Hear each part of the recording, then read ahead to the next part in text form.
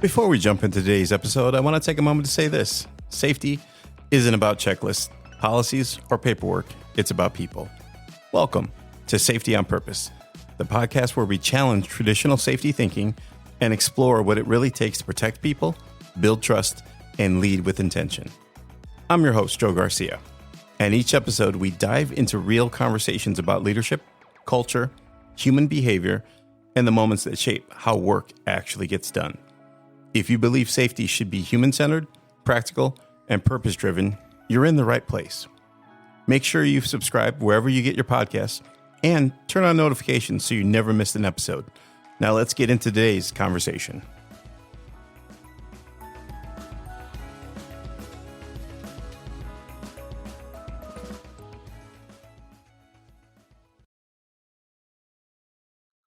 Hard conversations are the moments that define your credibility as a safety professional. Not audits, not reports, not even incident rates. It's the closed-door discussions with a plant manager who doesn't want to hear the production pressure is creating risk. It's the sit-down with a supervisor whose team keeps cutting corners. It's the one-on-one with an employee who thinks safety is overkill. Those are mentor moments. And the difference between being seen as compliance officer and being seen as a trusted leader often comes down to how you handle those conversations. Today, we're going deep into how to have hard conversations with leaders and with workers in a way that builds accountability without burning bridges. Because if you avoid them, culture drifts. And if you mishandle them, trust erodes. Why hard conversations? Well, they get avoided.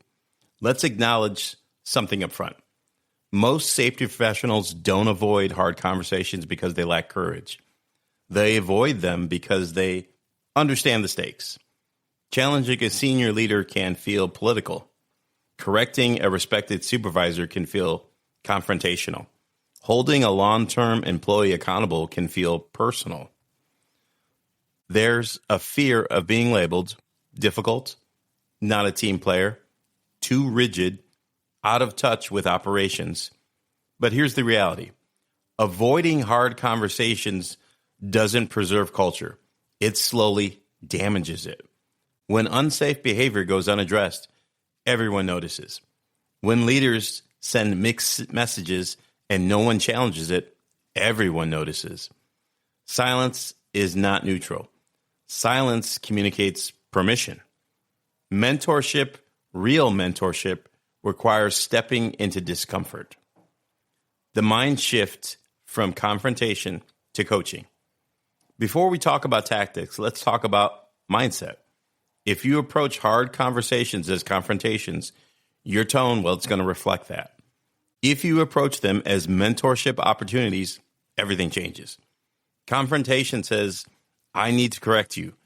Mentorship says, I need to help you see something clearly. That shift matters because most leaders and workers don't wake up intending to create risk. They respond to pressure. They follow incentives. They mirror what's modeled. Your role in a hard conversation is not to win. It's to elevate awareness and ownership. Having hard conversations with senior leaders. Let's start at the top. Imagine this scenario. Production goals were aggressive this quarter. Overtime increased. Near misses climbed. Supervisors quietly admitted they feel squeezed. You see the connection. But the plant manager is proud of the production numbers. This is where safety professionals hesitate because challenging upward feels risky.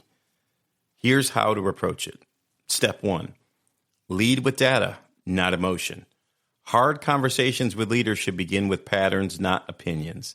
Instead of, I think production pressure is causing safety issues, try, over the last 60 days, near-miss reportings increased 40% during overtime shifts. Most involve rushing or bypassing steps. Now the conversation is grounded. Data lowers defensiveness.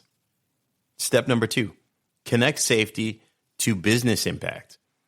Leaders think in terms of sustainability, cost, and reputation. Reference the business lens. For short-term output, we may be increasing long-term risk exposure, injury costs, turnover, and downtime. If applicable, reinforce compliance expectations under any OSHA rules or regulations, but don't lead with that. Lead with operational sustainability. Mentor the leader by expanding the horizon of their decision-making. Step 3, ask strategic questions. Instead of dictating change, ask, what level of risk are we comfortable carrying to hit the target? How would we respond if this trend continues into next quarter? What message do supervisors hear when output is praised, but near misses aren't discussed? Questions create reflection. Reflection creates ownership. Ownership creates change. When a leader is defensive, let's face it, it's going to happen. You bring forward concerns and hear, we've always done it this way. You're overreacting. Production has to come first. This is where your composure matters most. Do not escalate emotionally. Instead, number 1, acknowledge the pressure. Number 2, reframe the goal. Number 3, re-anchor to shared values. For example, I understand the pressure to meet commitments. My concern isn't about slowing production. It's about making sure we can sustain it without hurting someone. You're not opposing them. You're aligning with long-term success. That's mentorship. Hard conversations with supervisors. Supervisors are often the most critical layer. They translate leadership expectations into daily behavior. If shortcuts are happening, supervisors either don't see them, tolerate them, or feel powerless to stop them. When addressing a supervisor, avoid public correction. Hard conversations, well, they should be private. Correcting publicly damages credibility and creates resentment. Use observations, not accusations.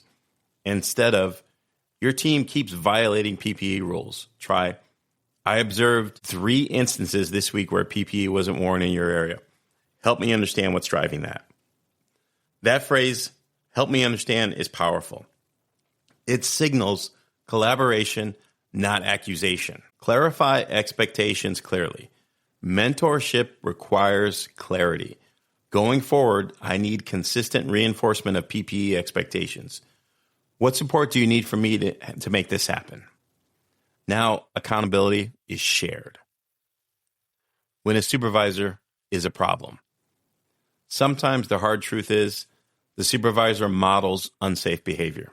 They rush, they skip steps, they downplay risk. This requires directiveness. Avoid vague language. Your team takes cues from you. When procedures are bypassed, it normalizes that behavior. That creates exposure for you and the company.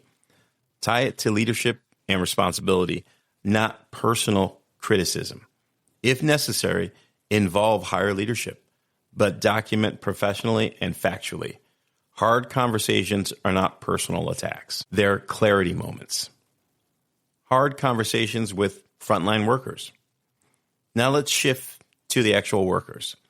This is where tone and respect matter immensely. If an employee repeatedly violates a rule, your approach determines whether you gain compliance or resistance. Start with curiosity. Hey, I noticed you weren't tied off while working at height. Walk me through what happened. Sometimes you'll uncover equipment access issues, poorly fitting PPE, time pressure, or just simply a misunderstanding. If it's willful noncompliance, you'll see that too. But start with curiosity. Separate the person from the behavior. You're a strong contributor on this team. This behavior puts you and others at risk. Affirm dignity. Address behavior firmly. That balance builds respect. When discipline is necessary. Mentorship doesn't eliminate accountability. All right. If repeated coaching fails, progressive discipline may be required. The key to this is consistency. If enforcement is selective, credibility collapses. Fairness strengthens culture. Favoritism destroys it. Emotional intelligence in hard conversations. Hard conversations are rarely just about policy. They're about identity, pride, and pressure. Pay attention to body language, tone shifts, and defensive cues. When emotions rise, slow down. Silence is powerful. You don't have to fill every pause. Often, reflection happens in silence. Stay calm. Your emotional regulation sets the temperature of the room. Preparing for a hard conversation. Never walk into any conversation unprepared, especially hard conversations. Beforehand, ask yourself, what is my objective? What evidence supports this discussion? What outcome do I want? What resistance might I face? How can I frame this constructively? Preparation prevents emotional reactions. It keeps you anchored in purpose. Follow up after the conversation. The conversation itself is only half the work. Follow up determines whether it matters. Check back in. Observe behavior. Acknowledge any improvements you might see. If regression occurs, address it quickly. Consistency communicates seriousness. If hard conversations happen once and disappear, credibility is going to erode. The courage factor. Let's be honest. Some conversations will cost you popularity. Not everyone will thank you. Not everyone will agree. But leadership and safety isn't about comfort. It's about stewardship. You are entrusted with protecting people, sometimes from pressure they don't fully see. That responsibility requires courage. Mentor moments define culture. Here's the big picture.